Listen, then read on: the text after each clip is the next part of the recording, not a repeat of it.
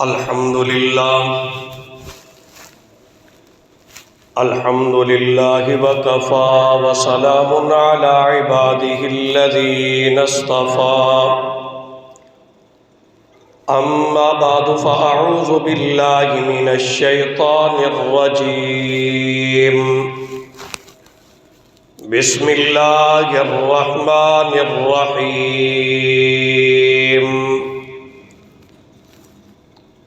إنا أنزلناه في ليلة القدر وما أدراك ما ليلة القدر ليلة القدر خير من 1000 شهر تنزل الملائكة والروح فيها بإذن ربهم من كل أمر سلام هي حتى مطلع الفجر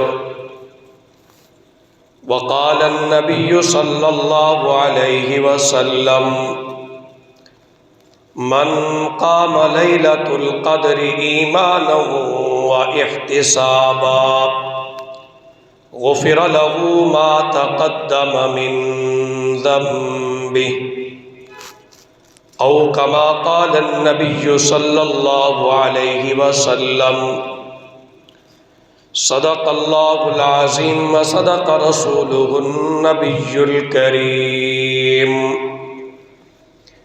رب اشرح لي صدري ويسر لي أمري واحلل عقدة من لساني يفقهوا قولي رب زدني علما اللهم رب زدني علما نافعا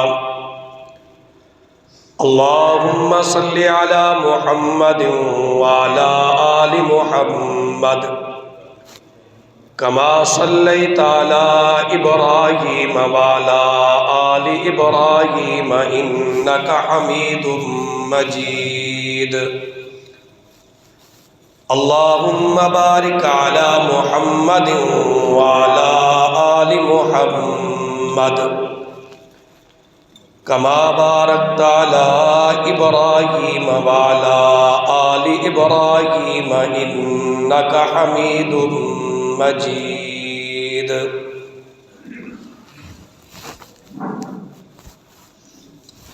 اللہ تبارک و تعالیٰ کا اس امت پر بہت بڑا انعام ہے اور وہ ذات بہت زیادہ فضل فرمانے والی، کرم فرمانے والی ہے کہ جتنی سہولیات، انعامات، رعایتیں اس امت کو عطا کی گئی ہیں اتنا کسی اور امت کو نہیں ملی۔ گزشتہ امتیں ان کے لیے احکامات سخت تھے، عمل نہ کرنے پر سزا بھی فوراً تھی،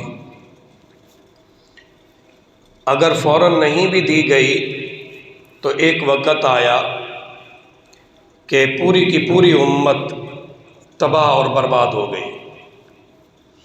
گزشتہ امتوں کے واقعات ہم قرآن مجید میں پڑھتے رہتے ہیں۔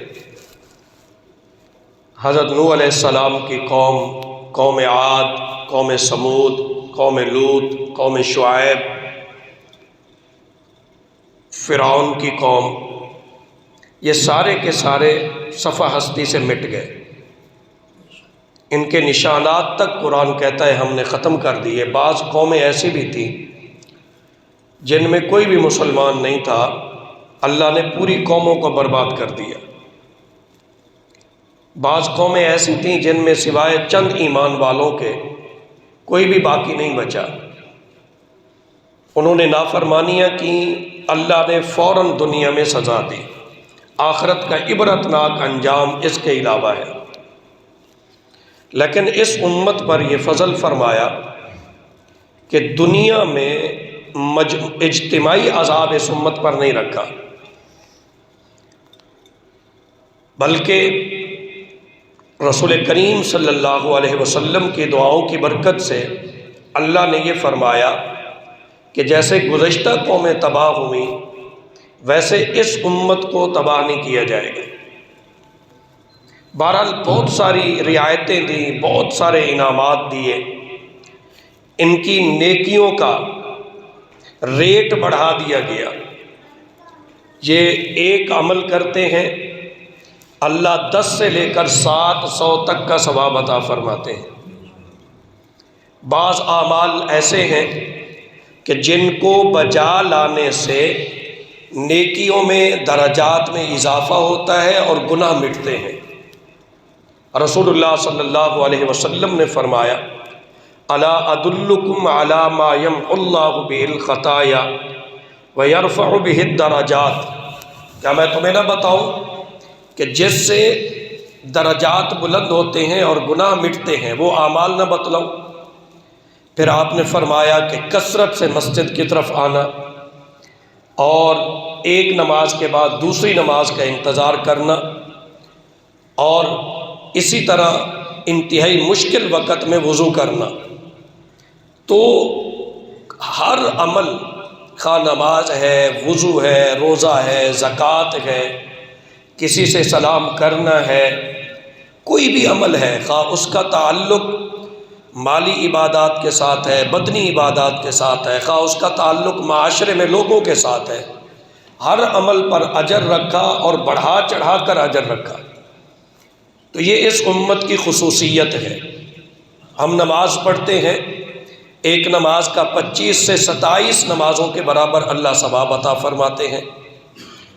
اسی طرح نماز کے لیے آتے ہیں تو ہر قدم پر گناہ مٹتا ہے اور نیکی لکھ دی جاتی ہے۔ تو کوئی بھی عمل آپ لے لیں، اللہ تبارک و تعالیٰ نے اس پر بے شمار اجر رکھا ہے۔ حدیث پاک میں ہے، رسول اللہ صلی اللہ علیہ وسلم نے فرمایا جو آدمی بدلہ لینے پر قادر تھا، اس کے اندر ہمت اور طاقت تھی کہ وہ بدلہ لے سکتا تھا، لیکن اس نے معاف کر دیا، تو رسول اللہ صلی اللہ علیہ وسلم نے فرمایا کہ میں اس کو جنت میں گھر لے کر دوں گا اور میں اس کی ضمانت دیتا ہوں۔ یعنی یہ جتنی بڑی قربانی دے گا، جتنا زیادہ محنت اور کوشش کرے گا، اجر بھی اتنا زیادہ اس بندے کے لیے بڑھتا جاتا ہے۔ اس لیے حدیث پاک میں ہے، رسول اللہ صلی اللہ علیہ وسلم نے فرمایا ابن آدم جو بھی عمل کرتا ہے اس کا ادنا درجہ 10 ہے، ایک نیکی پر 10 نیکیوں کا ثواب ملتا ہے۔ من جاء بالحسنۃ فلہ 10 امثالھا، جو بھی تم نیکی لے کر آؤ گے اللہ ایک کا 10 دیں گے۔ اور اعلیٰ درجہ حدیث پاک میں بیان فرمایا کہ 700، کہ ایک نیکی پر 700 نیکیوں کا ثواب ملے گا، اور جس کے لیے اللہ چاہیں گے کیا کر دیں گے، اضافہ بھی فرما دیں گے۔ جتنا اخلاص اور نیت میں سچائی ہوگی، عمل کا ریٹ بھی اتنا ہی کیا ہے، بڑھتا چلا جائے گا۔ اسی طرح اللہ تعالیٰ نے اس امت کو جمعے کا دن دیا، جمعے کے دن کی بڑی فضیلت ہے، سید الایام کہا گیا۔ اسی طرح اس امت کو مہینوں میں رمضان المبارک کا مہینہ عطا فرمایا، پھر رمضان المبارک کے مہینے میں آخری عشرہ اللہ نے عطا فرمایا جو باقی عشروں سے افضل ہے، اس لیے کہ اس میں اللہ تعالیٰ نے شب قدر کو رکھا ہے، لیلۃ القدر۔ لیلۃ القدر یہ ایک رات ہے جس میں عبادت کرنے والا اگر وہ لیلۃ القدر کو پا لیتا ہے، 21ویں، 23ویں، اسی طرح 25ویں، 27ویں، 29ویں تاک راتوں میں، آخری عشرے کی تاک راتوں میں یہ رات آتی ہے، اللہ کا قرآن یہ کہتا ہے کہ جو اس رات میں عبادت کرتا ہے اور اس کو لیلۃ القدر مل جاتی ہے تو اس کا ثواب 1000 مہینوں سے بھی بہتر ہے، 1000 مہینوں سے بھی زیادہ افضل ہے۔ 1000 مہینوں میں 83 سال اور 4 مہینے آتے ہیں، گویا اس ایک رات میں عبادت کرنے والے کو 83 سال عبادت کرنے کا ثواب اللہ عطا فرماتے ہیں۔ یا اس طرح سمجھ لیں کہ اس ایک رات میں گویا کہ اتنا ثواب ملتا ہے جتنا 30,000 راتیں بندہ عبادت کرتا رہے تو ثواب ملتا ہے۔ 1000 مہینوں میں 30,000 راتیں آتی ہیں۔ اچھا، پھر قرآن مجید یہ کہتا ہے لیلۃ القدر خیر من الف شہر، کہ 1000 مہینوں سے بھی بہتر ہے یہ رات۔ 1000 مہینوں کی تعین نہیں، یعنی 83 سال 4 مہینوں سے بھی اللہ زیادہ ثواب عطا فرماتے ہیں۔ 30,000 راتوں سے بھی اللہ زیادہ ثواب عطا فرماتے ہیں۔ اس رات کی بڑی بڑی خصوصیات ہیں۔ اللہ تعالیٰ نے پوری سورۃ القدر نازل فرمائی، انا انزلناہ فی لیلۃ القدر، بے شک ہم نے قرآن لیلۃ القدر میں نازل فرمایا۔ سب سے بڑی خصوصیت اس رات کی یہ ہے کہ قرآن مجید کی سب سے پہلی وحی، سب سے پہلی آیات اور قرآن مجید زمین پر سب سے پہلے لیلۃ القدر میں نازل ہوا۔ اللہ تبارک و تعالی نے قرآن مجید کو نازل کرنے کے لیے رمضان کا مہینہ چنا، اور رمضان کے مہینے میں سے بھی لیلۃ القدر کا انتخاب فرمایا۔ ایک سورۃ الدخان میں فرمایا انا انزلناہ فی لیلۃ مبارکۃ، ہم نے قرآن کو مبارک رات میں نازل فرمایا، بہت بڑی برکتوں والی رات ہے۔ اسی طرح سورۃ البقرہ میں فرمایا شہر رمضان الذی انزل فیہ القرآن، کہ رمضان کا مہینہ وہ ہے جس میں اللہ نے قرآن کو نازل فرمایا۔ تو قرآن رمضان میں نازل ہوا، اور رمضان میں بھی اللہ نے لیلۃ القدر میں قرآن کو نازل فرمایا۔ تو قرآن بھی عظمت والا، رمضان بھی عظمت والا۔ اب آپ اس سے لیلۃ القدر کی عظمت کا اندازہ لگا سکتے ہیں کہ جس رات میں اللہ نے قرآن کو نازل فرمایا اس رات کی عظمت اور شان کتنی بلند ہے۔ اس لیے رمضان اور قرآن کا آپس میں بڑا گہرا تعلق ہے، بڑا مضبوط تعلق ہے۔ رسول کریم صلی اللہ علیہ وسلم ہر رمضان میں حضرت جبریل کو قرآن مجید سنایا کرتے تھے۔ جناب جبریل تشریف لاتے اور رسول اللہ صلی اللہ علیہ وسلم کا قرآن سنا کرتے تھے ہر رمضان المبارک میں۔ جب تک آپ زندہ رہے جبریل رمضان میں آتے تھے اور رسول اللہ صلی اللہ علیہ وسلم کا قرآن سنا کرتے تھے۔ جیسے رمضان المبارک میں حفاظ کرام جو قرآن پاک تراویح میں سناتے ہیں، وہ ایک دوسرے سے دور کرتے ہیں کہ ایک دوسرے کو سناتے ہیں، تو رسول کریم صلی اللہ علیہ وسلم بھی اسی طرح جناب جبریل کو قرآن سنایا کرتے تھے۔ اس لیے رمضان کی سب سے بڑی عبادت وہ قرآن پاک کی تلاوت ہے، سب سے بڑی عبادت وہ قرآن پاک کی تلاوت ہے۔ ایک حدیث میں ہے رسول اللہ صلی اللہ علیہ وسلم نے فرمایا الصیام والقرآن یشفعان للعبد، کہ قرآن اور رمضان یہ بندے کی سفارش کریں گے۔ اب دونوں کی سفارش کا جو طریقہ ہے وہ حدیث میں بیان فرمایا۔ رسول اللہ صلی اللہ علیہ وسلم نے فرمایا روزہ یہ کہے گا یا اللہ میں نے اس کو کھانے سے روکا، میں نے اس کو پینے سے روکا، اس کو اس کی نفسانی خواہشات سے بھی میں نے منع کیا، یہ کھانے سے بھی رکا رہا، پانی پینے سے بھی رکا رہا، اپنی نفسانی خواہشات کو پورا کرنے سے بھی رکا رہا، میں اس کے حق میں سفارش کرتا ہوں، تو میری سفارش قبول فرما۔ اب قرآن کیا کہے گا؟ قرآن یہ کہے گا یا اللہ منعتہ النوم باللیل، میں نے اس کو رات سونے اور آرام کرنے سے روکا، یہ رات کو کھڑا ہو کر مجھے سنا کرتا تھا، یہ رات کو کھڑا ہو کر میری تلاوت کیا کرتا تھا، تو میری سفارش اس کے حق میں قبول فرما، اللہ روزے اور قرآن کی سفارش کو قبول فرما کر اس آدمی کی مغفرت فرما کر اس کو جنت میں جگہ عطا فرمائیں گے۔ اب جو لوگ تراویح میں قرآن پڑھتے ہیں یا تراویح میں قرآن سنتے ہیں وہ اس حدیث میں شامل ہیں، چونکہ قرآن جو سفارش کرے گا وہ کیا سفارش کرے گا کہ یہ فرض پڑھ کر جا کر سو سکتا تھا، منعتہ النوم باللیل، لیکن میں نے اس کو روکا ہے کہ یہ تیرا قرآن سننے کے لیے یہ رکا ہوا تھا، تیرا قرآن پڑھنے کے لیے یا اللہ یہ رکا ہوا تھا۔ ایک اور حدیث میں ہے رسول اللہ صلی اللہ علیہ وسلم نے فرمایا لا حسد الا فی اثنتین، رشک صرف دو آدمیوں پر کرنا جائز ہے۔ اگر تم نے رشک کرنا ہے، رشک یہ ہوتا ہے، ایک تو ہوتا ہے حسد، حسد یہ ہوتا ہے کہ آدمی کسی کی نعمت کو دیکھ کر یہ تمنا کرے کہ اس سے نعمت ختم ہو جائے، مجھے ملے یا نہ ملے اس سے یہ نعمت ختم ہو جائے، یہ حسد ہے، اور یہ بہت بری چیز ہے۔ حدیث پاک میں رسول اللہ صلی اللہ علیہ وسلم نے فرمایا حسد نیکیوں کو ایسے کھا جاتا ہے جیسے آگ سوکھی لکڑی کو کھا جاتی ہے۔ وَمِن شَرِّ حَاسِدٍ اِذَا حَسَد، قرآن میں اللہ نے بتلایا ہے کہ تم حاسد کے شر سے پناہ مانگو۔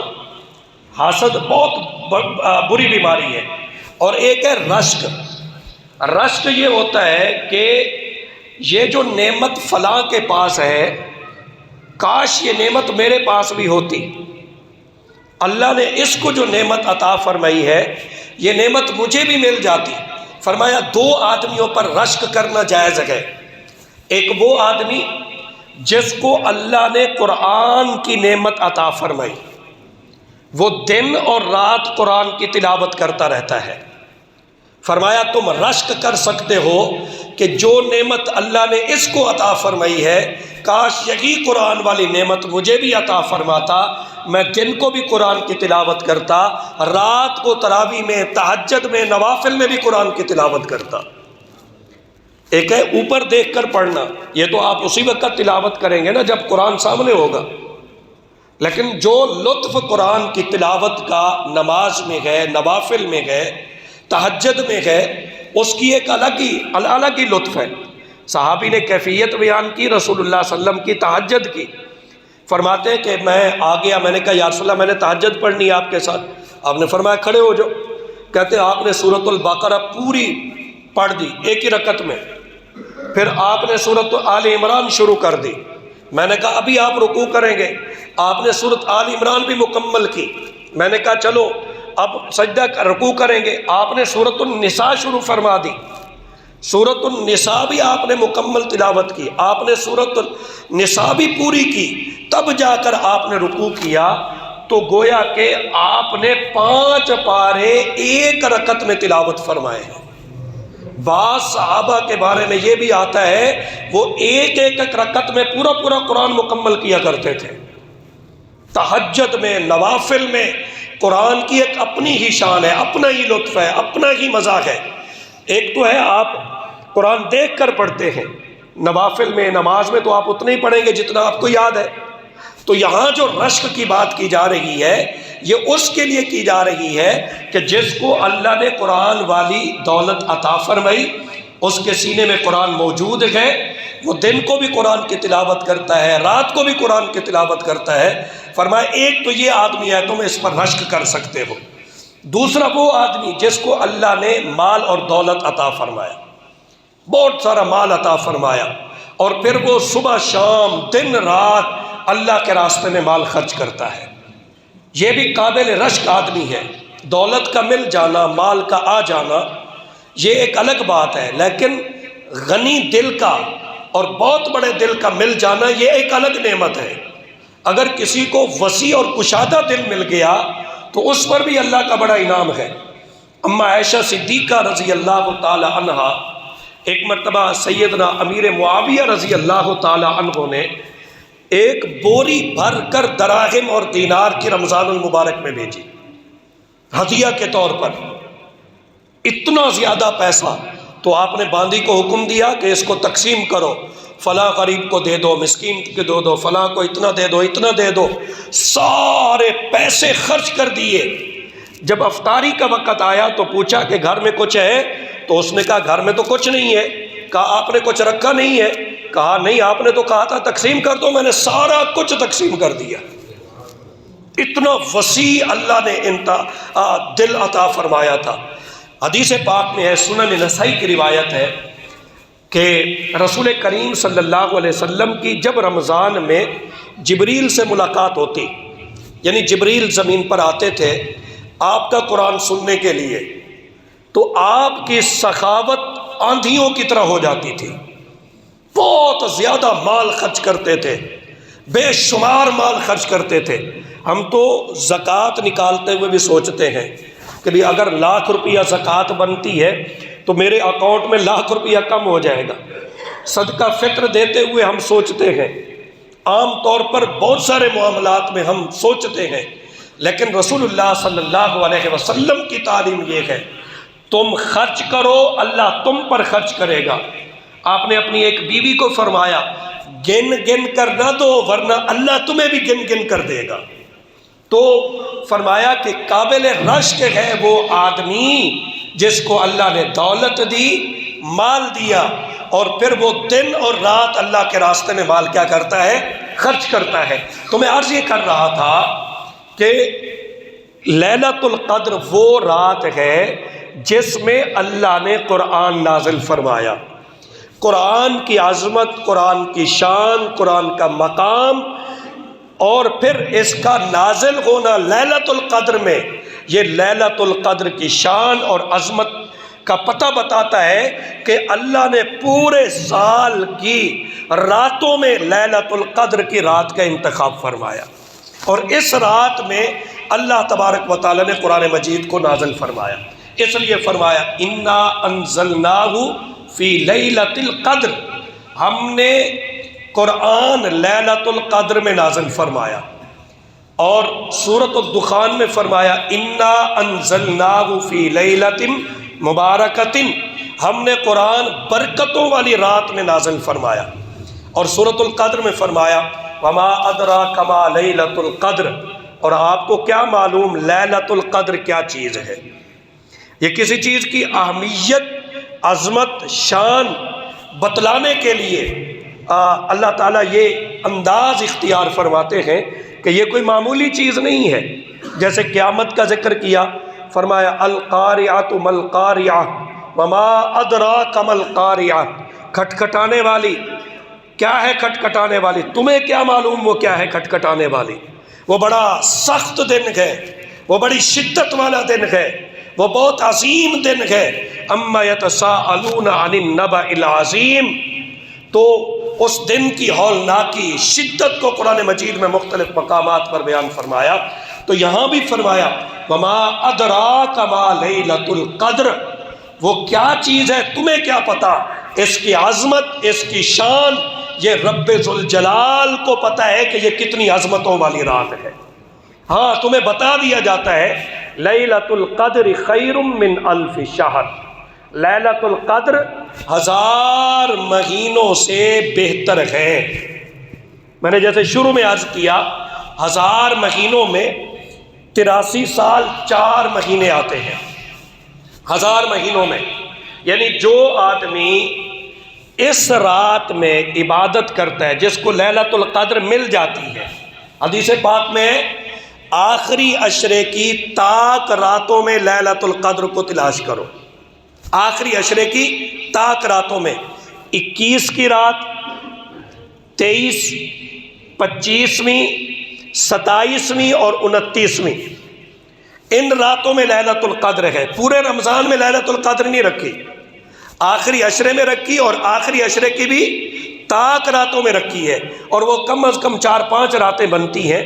تو فرمایا ان راتوں میں سے اگر کسی کو لیلۃ القدر مل گئی تو یوں سمجھے گویا کہ اللہ نے اس کو 83 سال عبادت کرنے کا ثواب عطا فرما دیا ہے۔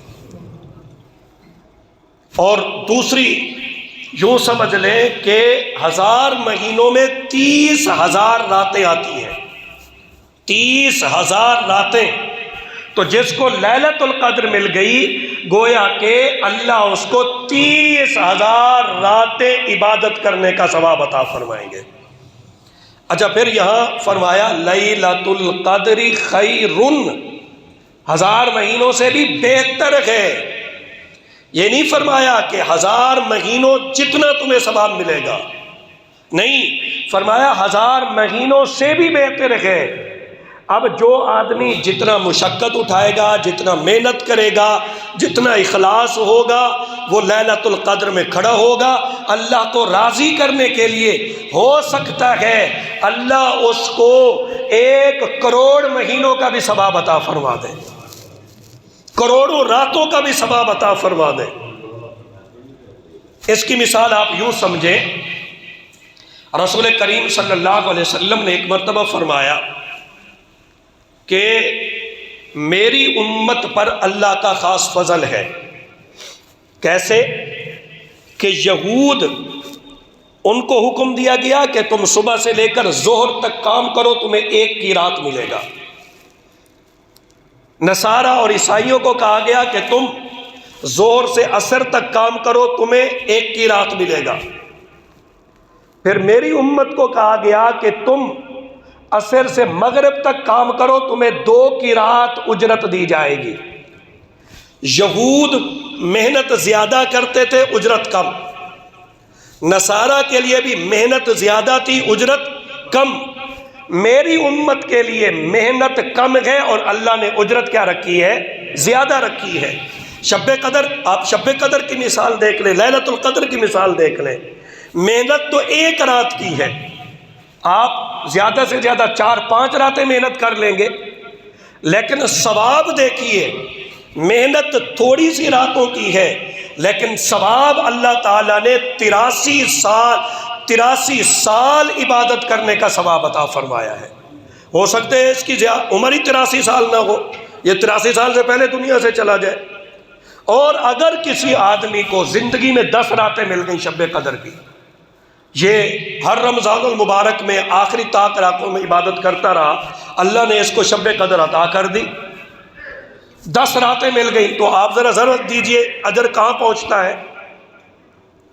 اس لیے آپ صلی اللہ علیہ وسلم نے فرمایا من قام لیلۃ القدر ایمانا و احتسابا غفر له ما تقدم من ذنبہ، جو شخص لیلۃ القدر میں جس نے قیام کیا، عبادت کے لیے کھڑا ہوا، ایمان اللہ کے وعدوں پر یقین رکھتے ہوئے، احتساب ثواب کی امید رکھتے ہوئے، غفر له ما تقدم من ذنبہ، اللہ اس کے گزشتہ سارے گناہوں کو معاف فرما دیں گے۔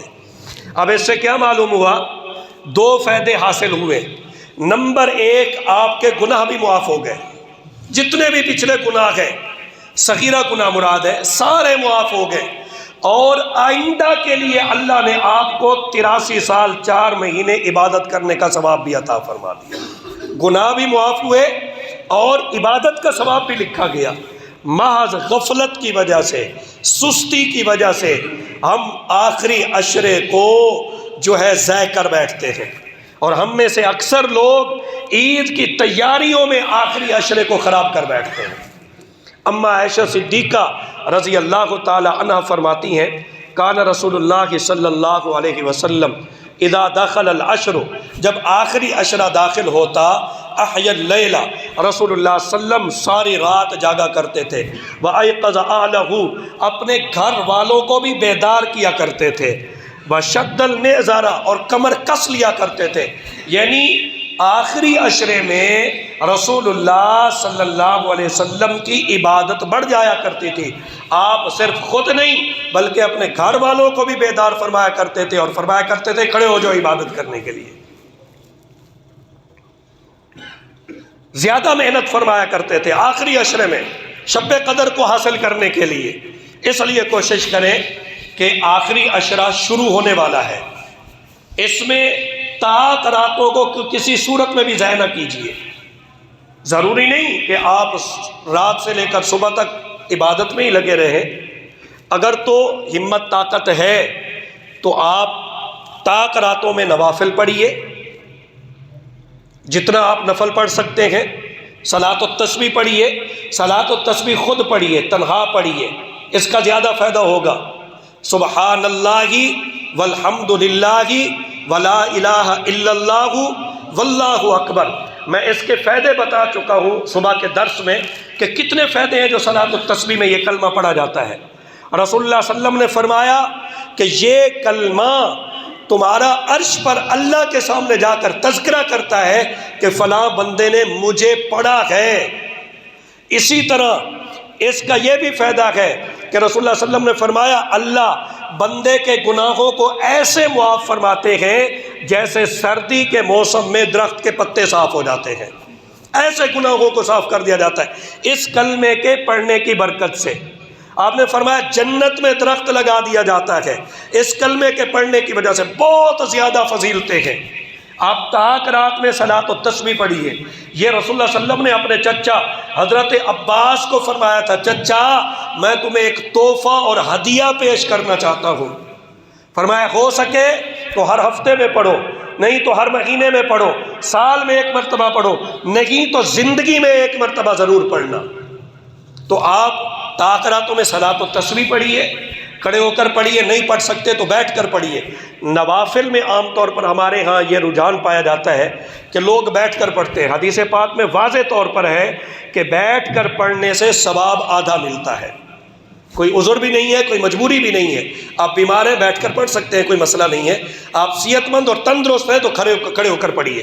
تو صلاۃ التسبیح پڑھیے، صلاۃ التسبیح پڑھنے کے بعد آپ قرآن مجید کی تلاوت کیجیے، درود شریف پڑھیے۔ جب تہجد کا وقت آ جائے، سحری کا وقت آئے تو اس میں استغفار کیجیے، چونکہ سحری کے وقت استغفار کرنے والوں کی اللہ نے تعریف فرمائی ہے۔ قرآن مجید میں ایک مرتبہ ایک جگہ فرمایا سورۃ عمران میں وَبِالْأَسْحَارِ هُمْ يَسْتَغْفِرُونَ، سورۃ الزاریات میں متقی لوگوں کی صفات بیان کرتے ہوئے فرمایا کہ متقی لوگ جو ہے وہ سحری کے وقت استغفار کرتے ہیں۔ استغفار کیجئے، گناہوں کی معافی مانگیے، دعائیں کیجئے۔ تو اس طرح آپ جو ہے اگر ساری رات جاگ سکتے ہیں تو ساری رات آپ عبادت کیجئے، نوافل پڑھیے، دعا کیجئے، درود پڑھیے، جو عبادت آپ کر سکتے ہیں۔ ساری رات اگر آپ نہیں بھی بیدار ہو سکتے تو آپ سحری کے وقت اٹھیے، روزہ رکھنے کے لیے تو بیدار ہونا ہے نا، تھوڑا سا پہلے بیدار ہو جائیے۔ قرآن مجید میں اللہ فرماتے ہیں سلام ہی حتی مطلع الفجر، کہ یہ رات سلامتی والی رات ہے فجر کے طلوع ہونے تک۔ تو اس کا مطلب یہ ہوا کہ لیلۃ القدر فجر تک رہتی ہے، جب تک اذان نہیں آتی اس وقت تک لیلۃ القدر رہتی ہے۔ آپ ساری رات نہیں بیدار ہو سکتے تو تھوڑا سا پہلے بیدار ہو جائیے، گھنٹہ 2 گھنٹے، آپ اس وقت نفل پڑھیے، دعا کیجئے، استغفار کیجئے، قرآن کی تلاوت کیجئے، دعا مانگیے اور پھر سحری کھائیے، نماز کے لیے آ جائیے، تو انشاءاللہ لیلۃ القدر کا ثواب اللہ آپ کو بھی عطا فرما دیں گے۔ اب یہ تو کوئی مشکل بات نہیں ہے نا۔ اور اگر آپ اتنا بھی نہیں کر سکتے تو پھر ایک اور بھی رسول اللہ صلی اللہ علیہ وسلم نے حدیث میں بتایا ہے، فرمایا کہ جو آدمی امام کے ساتھ عشاء کی نماز پڑھتا ہے جماعت کے ساتھ، اللہ تعالیٰ اس کو آدھی رات عبادت کرنے کا ثواب عطا فرماتے ہیں۔ اور جو فجر کی نماز بھی جماعت کے ساتھ پڑھتا ہے اللہ اس کو باقی آدھی رات عبادت کرنے کا ثواب عطا فرماتے ہیں۔ گویا فجر اور عشاء کی نماز با جماعت پڑھنے سے پوری رات عبادت کرنے کا اللہ ثواب عطا فرماتے ہیں۔ تو عشاء کی نماز جماعت سے پڑھیے، فجر کی نماز جماعت سے پڑھیے، تو انشاءاللہ تعالی آپ کو اللہ شب قدر کا ثواب عطا فرمائیں گے۔ اور ایک کوشش یہ بھی کیجئے کہ جس امام کے ساتھ آپ تراویح شروع کریں اسی امام کے ساتھ تراویح مکمل کریں۔ رسول اللہ صلی اللہ علیہ وسلم نے فرمایا جس نے امام کے ساتھ قیام کیا، عبادت کی اور امام کے ساتھ ہی ختم کی، جب امام کی نماز ختم ہوئی تو اس کی بھی ختم ہوئی، اللہ اس کو پوری رات عبادت کرنے کا ثواب عطا فرمائیں گے۔ نماز بھی جماعت سے پڑھیے، تراویح بھی مکمل پڑھیے، تب بھی آپ کو شب قدر کا ثواب مل جائے گا انشاءاللہ تعالی۔ اب وہ بد نصیب ہی ہے کہ جو شب قدر کے ثواب سے محروم ہو جائے۔ اس لیے فرمایا لیلۃ القدر خیر من الف شہر، لیلۃ القدر 1000 مہینوں سے کیا ہے؟ بہتر ہے۔ اور ایک خصوصیت اس کی یہ بھی بتلائی، تنزل الملائکۃ والروح فیہا باذن ربہم من کل امر، اترتے ہیں فرشتے اور روح اس رات میں اپنے رب کے حکم سے۔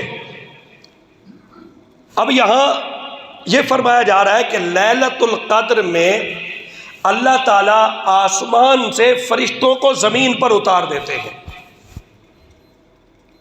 2 مقصد ہیں فرشتوں کے اترنے کے۔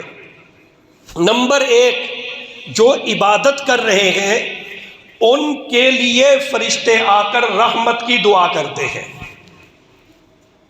زمین بھر جاتی ہے۔ علامہ قرطبی رحمۃ اللہ علیہ نے لکھا ہے کہ لیلۃ القدر، قدر کے کیا معنی ہے؟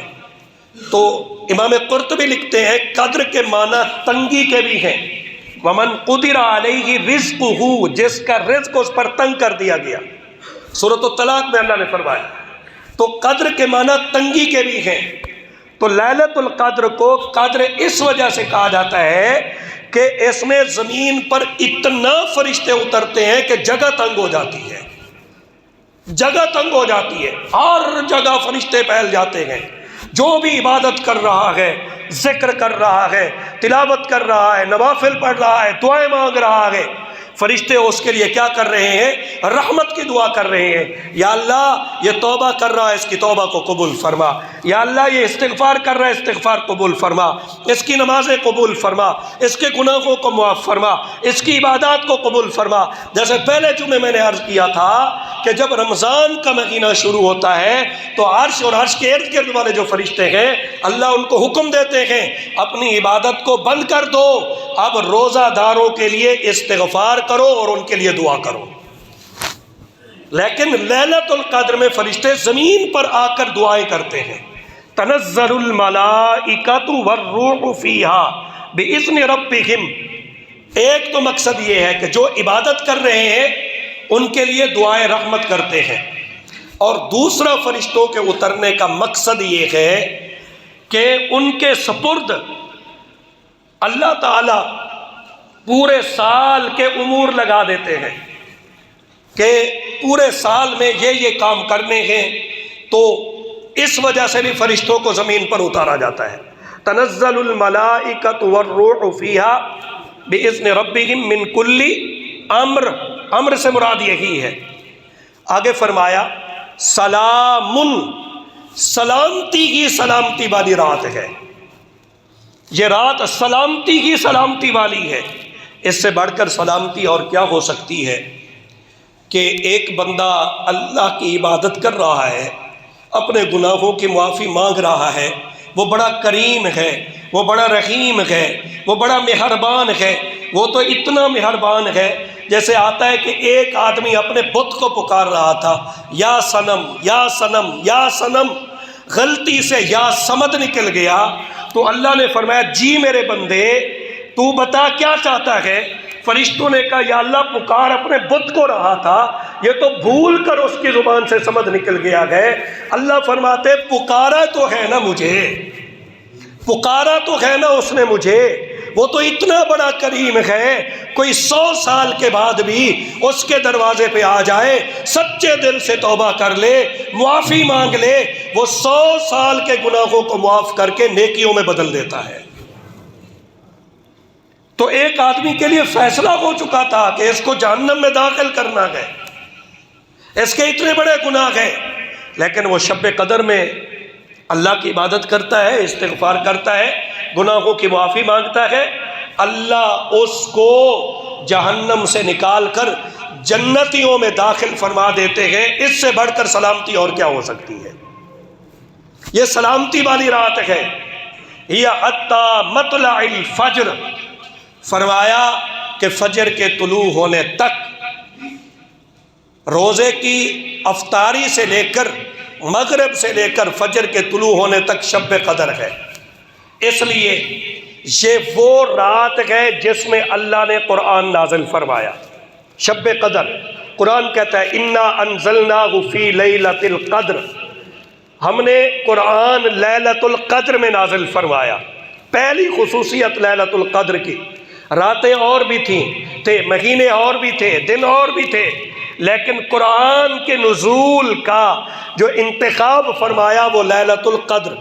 جیسے قرآن عظمتوں والا، یہ رات بھی عظمتوں والی، مہینہ بھی عظمتوں والا، پتہ نہیں کتنی خصوصیات لیلۃ القدر میں جمع ہو جاتی ہیں۔ تو ایک تو قرآن نازل کیا، نمبر دو دوسری خصوصیت لیلۃ القدر خیر من الف شہر، فرمایا کہ اس میں عبادت کرنے والا ایسا ہے گویا کہ اس نے 1000 مہینوں سے بھی زیادہ عبادت کی ہے۔ 83 سال 4 ماہ 1000 مہینوں میں بنتے ہیں، 30,000 راتیں بنتی ہیں، یعنی اس میں جو عبادت کرتا ہے اللہ اس کو اس سے بھی زیادہ ثواب عطا فرماتے ہیں۔ اور تیسری خصوصیت تنزل الملائکۃ والروح، اس میں ملائکہ اور جبریل زمین پر آ جاتے ہیں۔ جو لوگ اللہ کو راضی کرنے کے لیے عبادت کرتے ہیں، استغفار کرتے ہیں، ان کے لیے دعائے رحمت کرتے ہیں۔ چوتھی خصوصیت اس رات کی یہ ہے کہ اللہ کا قرآن یہ کہتا ہے سلام، یہ رات سلامتی والی ہے، سلامتی ہی سلامتی والی یہ رات ہے۔ اس لیے رسول کریم صلی اللہ علیہ وسلم شب قدر کو حاصل کرنے کے لیے اعتکاف فرمایا کرتے تھے۔ حدیث پاک میں ہے آپ نے ایک مرتبہ صحابہ کو فرمایا میں نے پہلے عشرے کا اعتکاف کیا، لیلۃ القدر نہیں ملی، میں نے پھر دوسرے عشرے کا بھی اعتکاف کیا، لیلۃ القدر نہیں ملی، مجھے بتایا گیا لیلۃ القدر آخری عشرے میں ہے، تو آ جاؤ میرے ساتھ اعتکاف بیٹھو۔ جب تک آپ زندہ رہے آپ نے آخری عشرے کا اعتکاف فرمایا، جب تک آپ زندہ رہے۔ 1 سال کسی وجہ سے آپ کا اعتکاف رہ گیا تھا، غالباً سفر میں تھے، تو آپ نے اگلے سال 20 دنوں کا اعتکاف فرمایا تھا، 20 دنوں کا اعتکاف فرمایا تھا۔ اس لیے جب تک آپ زندہ رہے آپ اعتکاف بیٹھتے رہے، آپ نے اعتکاف نہیں چھوڑا۔ آپ کے بعد آپ کی ازواج اور ہماری مائیں، انہوں نے اعتکاف کا جو ہے بہت زیادہ اہتمام کیا۔ اس لیے مسئلہ لکھا ہے فقہاء نے کہ پورے محلے میں سے اگر کوئی بھی اعتکاف نہیں بیٹھے گا سارے گناہ گار ہوں گے۔ اعتکاف کا مقصد بھی یہی ہے کہ آدمی کو کیا مل جائے ثواب، شب قدر کا ثواب مل جائے۔ 10 دن کوئی بڑے دن نہیں ہیں، ہم زندگی کے سالہ سال بیرون ملک گزار دیتے ہیں، زندگی کے مہینوں کے مہینے پتہ نہیں ہم اپنے گھر والوں سے دور گزار دیتے ہیں۔ اگر آپ 10 دن اللہ کے گھر میں آپ کے آ کر بیٹھ جائیں گے آپ کو یقینی شب قدر ملے گی۔ اگر آپ اعتکاف بیٹھ گئے تو یقینی شب قدر ملے گی آپ کو۔ اس لیے کہ جو مسجد میں ہے، حدیث پاک میں ہے رسول اللہ صلی اللہ علیہ وسلم نے فرمایا جو آدمی مسجد میں ہے اور نماز کے انتظار میں ہے، ابھی نماز کا وقت باقی ہے، تو اللہ اس آدمی کو بھی نماز کا ثواب عطا فرماتے رہتے ہیں۔ تو کیا بات ہے جو مسجد میں اعتکاف بیٹھا ہے اس کو شب قدر کا ثواب نہیں ملے گا؟ ضرور ملے گا۔ حدیث پاک میں ہے رسول اللہ صلی اللہ علیہ وسلم نے فرمایا ایک تو اعتکاف کرنے والا گناہوں سے بچ جاتا ہے، یہ عشرہ بڑا مبارک عشرہ ہے، اس میں ایک گناہ بس اوقات انسان کی بربادی کا سبب بن سکتا ہے، لیکن جو اعتکاف میں بیٹھا ہے وہ گناہوں سے کیا ہو گیا؟ بچ گیا۔ جو گناہوں سے بچ گیا نیکی والے ماحول میں آ گیا، مسجد میں آ گیا، نہ بد نظری کر رہا ہے، گھر میں بیٹھے گا ٹی وی دیکھے گا، موبائل دیکھے گا، بازاروں میں جائے گا بد نظری ہوگی، کسی کے ساتھ بیٹھے گا کسی کی غیبت کرے گا، گلہ کرے گا، شکوہ کرے گا، کسی پر بہتان لگائے گا، کسی سے لڑائی جھگڑا کرے گا، کہیں جا کر بیٹھ کر فضول گپیں لگائے گا، کہیں ہوٹل میں بیٹھ گیا، بازار میں بیٹھ گیا یا فضول ضائع کر رہا ہے۔ جو اعتکاف مسجد میں بیٹھا ہے 24 گھنٹے اللہ اس کو عبادت کرنے کا ثواب عطا فرماتے ہیں۔ حدیث پاک میں ہے رسول اللہ صلی اللہ علیہ وسلم نے فرمایا نمازی جب تک مسجد میں بیٹھا ہے اس کا وضو باقی ہے، نماز پڑھنے کے بعد فرشتے اس کے لیے دعا کرتے ہیں اللہم اغفر لہ ورحمہ، اے اللہ اس کی مغفرت فرما، اس پر رحمت نازل فرما۔ تو کتنی بڑی فضیلت ہے اعتکاف کی۔ یہ فرشتوں کی دعا میں بھی آ گیا، عبادت کا ثواب بھی مل گیا، اور یقینی طور پر اعتکاف میں بیٹھنے والے کو شب قدر کا ثواب بھی مل گیا۔ مشقت برداشت کرنی پڑتی ہے، تھوڑا سا کاموں کو آگے پیچھے کر لیں، نکال لیں وقت، ایک مرتبہ بیٹھیں اور کوشش کیا کریں کہ رمضان المبارک کا آخری عشرہ اعتکاف میں گزارا کریں۔ آپ نے فرمایا اعتکاف میں بیٹھنے والا گناہوں سے بچ جاتا ہے۔ دوسرا، باہر جتنے لوگ کام کر رہے ہیں، کوئی جنازہ پڑھ رہا ہے، یہ جنازے میں نہیں جا رہا، بغیر جنازہ پڑھے اس کو جنازے پڑھنے کا اللہ ثواب عطا فرماتے ہیں۔ کوئی مریض کی عادت کر رہا ہے، یہ مریض کو پوچھنے کے لیے نہیں جا سکتا، فرمایا جتنے باہر نیکی کے کام ہو رہے ہیں، اعتکاف کرنے والے کو اللہ اس کا ثواب عطا فرماتے رہتے ہیں۔ ایک حدیث پاک میں رسول اللہ صلی اللہ علیہ وسلم نے فرمایا، بعض لوگ مسجد کے کھوٹے ہوتے ہیں، کیل ہوتے ہیں، وہ مسجد میں بیٹھے رہتے ہیں۔ اعتکاف کرنے والا بھی تو ایسے ہے نا، وہ مسجد کے ساتھ جڑا ہوا ہے، فرشتے ان کے ساتھ آ کر بیٹھتے ہیں، فرشتے ان کے ساتھ آ کر بیٹھتے ہیں، ان کی دعاؤں پر آمین کہتے ہیں، بیمار ہوتے ہیں تو فرشتے ان کی عیادت کرتے ہیں، اگر ان کی کوئی مشکل ہو تو اللہ کی طرف سے فرشتے آ کر ان کی مدد کرتے ہیں۔ اس لیے کوشش کریں کہ آخری عشرے کا اعتکاف یہ ضرور کریں۔ رسول کریم صلی اللہ علیہ وسلم نے پوری زندگی آخری عشرے کا اعتکاف کیا۔ ازواج مطہرات آپ صلی اللہ علیہ وسلم کے بعد ان کا بھی معمول تھا کہ وہ بھی اعتکاف میں بیٹھا کرتی تھی۔ اس لیے یہ اعتکاف سنت مؤکدہ ہے، سنت مؤکدہ ہے۔ اگر کوئی بھی نہیں بیٹھے گا تو سارے کیا ہوں گے؟ گناہگار ہوں گے۔ آخری بات عرض کر کے بات ختم کرتے ہیں۔ اللہ تعالیٰ نے شب قدر کو مخفی کیوں رکھا؟ ظاہر کیا جا سکتا تھا، بعض روایات میں آتا ہے آپ شب قدر بتلانے کے لیے باہر آئے، لیکن آگے دو آدمی جھگڑ رہے تھے، ان کے جھگڑے کی وجہ سے شب قدر کی تعیین کو اٹھا لیا گیا۔ لڑائی جھگڑا یہ بڑی منحوس چیز ہے۔ رسول اللہ صلی اللہ علیہ وسلم نے فرمایا لڑائی جھگڑا یہ تمہاری نیکیوں کو ختم کر دیتا ہے۔ رسول اللہ صلی اللہ علیہ وسلم نے فرمایا جمعرات اور سوموار کو اعمال پیش ہوتے ہیں، جو آپس میں نہیں بولتے، اللہ فرماتے ہیں ان کے اعمال کو ابھی رکھو، جب تک یہ صلح نہیں کر لیتے ان کا کوئی بھی عمل قابل قبول نہیں ہے۔ اگر اسی حالت میں مر جاتا ہے سیدھا جہنم میں جائے گا۔ خدا را یہ انائیں، یہ ضدیں، یہ مخالفتیں، یہ ساری چیزیں یہیں رہ جائیں گی۔ جب آدمی قبر میں جاتا ہے، مٹی میں جا کر مٹی ہو جاتا ہے، وہاں ضد بھی مٹی ہوئی پڑی ہوتی ہے، وہاں انا، تکبر، سارا کچھ وہیں پڑا رہ جاتا ہے، اور انسان سمجھتا ہے میں پتہ نہیں کیا کچھ کر رہا۔